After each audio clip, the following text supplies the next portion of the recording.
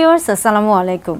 আজকে আপনাদের সামনে আসছে এমন একটি বিষয় নিয়ে যে নারী পুরুষ সকলেরই জানা অত্যন্ত জরুরি এবং তা হলো সহজে অর্গাজম কিভাবে সম্ভব, নারী পুরুষ উভয়ের ক্ষেত্রে কিভাবে সহজে অর্গাজম সম্ভব। প্রথমে বুঝতে হবে অর্গাজম কি। অর্গাজম মানেই হলো নারী বা পুরুষ বা উভয় ক্ষেত্রে সবচেয়ে বেশি যখন যৌন তৃপ্তি পাওয়া সম্ভব হয়ে থাকে সেই সময়টি, অর্থাৎ যৌন তৃপ্তির যে সর্বোচ্চ পর্যায়ে রয়েছে সেই পর্যায়টিকে অর্গাজম বলা হয়ে থাকে। অর্গাজম কিভাবে পাওয়া সম্ভব, নারী পুরুষ উভয়ের ক্ষেত্রে আমরা সবসময় বলে থাকি সবচেয়ে বেশি গুরুত্বপূর্ণ যে বিষয়টি রয়েছে সেটি হচ্ছে একজন নারী বা পুরুষ বা উভয়ের ক্ষেত্রে তার মানসিক যে স্বাস্থ্যের যে অবস্থা সেটি, অর্থাৎ নারী পুরুষ উভয়ই বা নারী বা পুরুষ যখনই তাদের স্বাস্থ্যগত দিক থেকে বিশেষ করে মানসিক দিক থেকে যখনই প্রস্তুত থাকে আসলে তখনই কিন্তু অর্গাজমটা সহজ হয়ে থাকে। বিশেষ করে শারীরিক সম্পর্কে যাওয়ার আগে যখন একজন নারী বা পুরুষ বা নারী পুরুষ উভয়ে যখন চিন্তা করে বা মানসিকভাবে তারা প্রস্তুত থাকে যে হ্যাঁ তারা একটা শারীরিক সম্পর্কে যাবেন বা তাদের মধ্যে একটা খুব সুন্দর একটা সম্পর্ক, মধুর সম্পর্ক তৈরি হবে, তখনই আসলে অর্গাজমটা সহজে সম্ভব হয়ে থাকে। মানসিক ক্ষেত্রে আমরা সবসময় বলে থাকি যে আপনি যখন মানসিকভাবে প্রস্তুত থাকবেন, বিশেষ করে দুজনের মধ্যে নারী পুরুষ উভয়ের ক্ষেত্রে যখন হচ্ছে একটা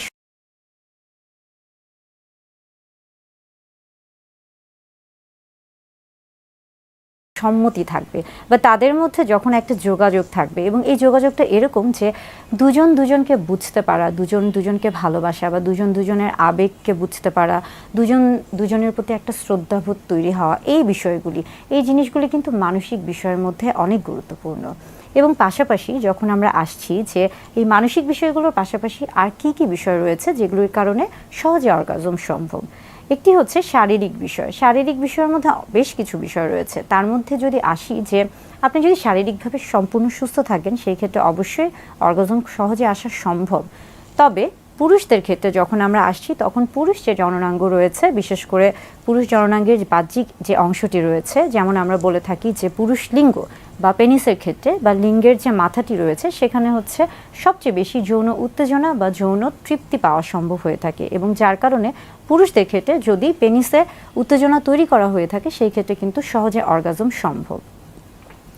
একইভাবে নারীর ক্ষেত্রে যখন আমরা আসছি, নারীর অর্থাৎ স্ত্রী যে জননাঙ্গ রয়েছে তার মধ্যে বিশেষ করে আমরা যখন ক্লাইটোরিসের কথা বলছি, ক্লাইটোরিসের ক্ষেত্রে সবচেয়ে বেশি যৌন উত্তেজনা থাকে ক্লাইটোরিসে এবং এখানে যদি উত্তেজনা তৈরি করা হয়ে থাকে সেই ক্ষেত্রে কিন্তু সহজে অর্গাজম নারীর ক্ষেত্রে সম্ভব।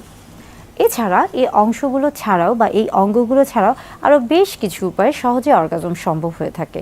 যেমন দেখা যাচ্ছে যে আমরা বলে থাকি ফোর প্লে অর্গাজমের জন্য অত্যন্ত গুরুত্বপূর্ণ। বিশেষ করে অর্গাজমে যাওয়ার আগে যে ধাপগুলো পার হতে হয় বা যেই মাধ্যমগুলোতে যেতে হয় সেই মাধ্যমটাকে আসলে হচ্ছে ফোর প্লে বলা হচ্ছে। ফোর প্লে বলতে মূলত বোঝাচ্ছে যে এই সময়টাতে নারী স্ত্রী বা স্বামী স্ত্রী, নারী বা পুরুষ বা নারী পুরুষ এবং স্বামী স্ত্রী দুজন দুজনকে এই সময়টাকে আসলে উত্তেজিত করতে থাকে এবং এই উত্তেজনা দেখা যায় যে সর্বোচ্চ উত্তেজনায় পৌঁছানোর যে বিভিন্ন রকমের ধাপ রয়েছে এই ধাপটি মূলত ফোর প্লে অত্যন্ত গুরুত্বপূর্ণ বিশেষ করে অর্গাজমের ক্ষেত্রে। এছাড়াও এবার আসছি যে আরও কী কী বিষয় রয়েছে যেগুলোর মাধ্যমে সহজে অর্গাজম সম্ভব। একটি গুরুত্বপূর্ণ বিষয় হচ্ছে মাস্টারবেশন বা হস্তমৈথুন। একটা সময় মাস্টারবেশন বা হস্তমৈথুনকে একটা বিকৃত যৌন আচরণ হিসেবে মনে করা হতো, কিন্তু বর্তমানে এটিকে গ্রহণযোগ্য হিসেবে ধরা হয়েছে। অর্থাৎ বর্তমানে যখন কেউ স্বাভাবিকভাবে মাস্টারবেশন করছে বা হস্তমৈথুন করছে এবং এতে তার দৈনন্দিন জীবনে কোনো সমস্যা হচ্ছে না বা সঙ্গীর কোনো সমস্যা হচ্ছে না বা তার বৈবাহিক জীবনে কোনো সমস্যা হচ্ছে না, তখন এটিকে কিন্তু স্বাভাবিক হিসেবে গ্রহণ করা হচ্ছে এবং এটিও কিন্তু সহজে অর্গাজমের জন্য খুবই গুরুত্বপূর্ণ বা সহায়ক হিসেবে কাজ করে। এর পাশাপাশি আসছি যে বিভিন্ন রকমের দেখা যায় যে ভাইব্রেটর, যেটাকে কিনা আমরা সেক্স টয় বলে থাকি, এইটাও কিন্তু খুবই গুরুত্বপূর্ণ বা এটাও কিন্তু হচ্ছে সহায়ক হিসেবে কাজ করে থাকে অর্গাজমের ক্ষেত্রে।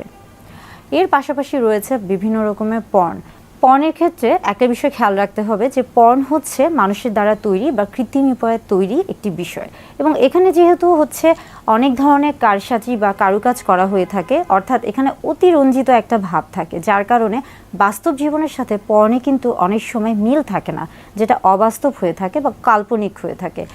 যদি আপনি এই কাল্পনিক বিষয়ের সাথে নিজেকে হচ্ছে মানিয়ে নেওয়ার চেষ্টা করেন তাহলে সেই ক্ষেত্রে কিন্তু আপনি চরম বিপদে পড়তে পারেন।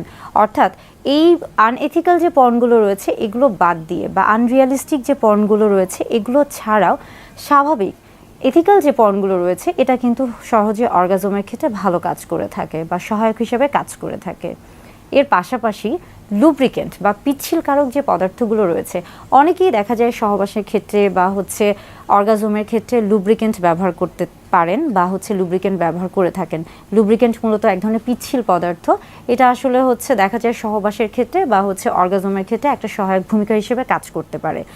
মাস্টারবেশন, লুব্রিকেন্ট, ভাইব্রেটর কিংবা পর্ন, এই বিষয়গুলোর ক্ষেত্রে একটা খুবই সহজ একটি বিষয় হলো যে এই প্রত্যেকটা বিষয়ের ক্ষেত্রে কখনোই যৌনবাহিত রোগের সংক্রমণ হয় না কিংবা এগুলোর মাধ্যমে কখনোই গর্ভধারণ বা সন্তান ধারণ সম্ভব নয়।